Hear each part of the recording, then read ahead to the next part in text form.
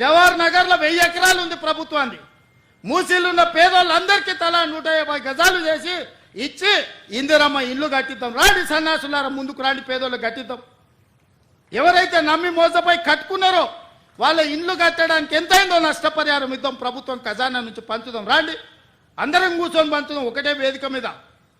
ఇవాళ ఈ ప్రాంతంలో ఎంపీ ఆయన మాట్లాడుతుండు. ఇక ఆయన గురించి నేను ఎక్కువ మాట్లాడదలుచుకోలే, కానీ ఆయనకు బాధ్యత లేదా? ఎంపీకి గెలిచినావు కదా, మోడీ దగ్గర నుంచి ఏం తెస్తావు తీసుకురా.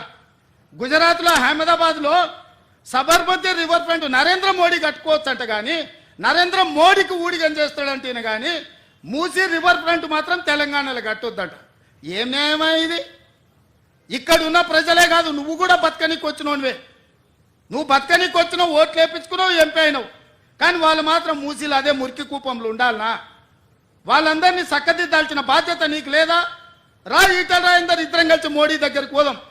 పోయి 25,000 కోట్లు తీసుకొద్దా, మూసీలు ఉన్న పేదోళ్ళకి పంచి పెడదాం, ఇల్లు కట్టిద్దాం, డబుల్ బెడ్రూమ్ ఇల్లు కాదు, మంచి కాలనీలు కట్టిద్దాం. వాళ్ళకు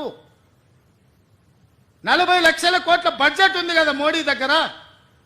హైదరాబాద్ నగరానికి 25,000 కోట్లు ఇవ్వలేడా? చేబెల్ల మీరే గెలుస్తారు, సికింద్రాబాద్ మీరే గెలుస్తారు, మల్కాజ్గిరి మీరే గెలుస్తారు, మెదక్ మీరే గెలుస్తారు, నగరం చుట్టూతో మొత్తం మీరే గెలిచింది కదా ఈటల రాజేందర్ గారు.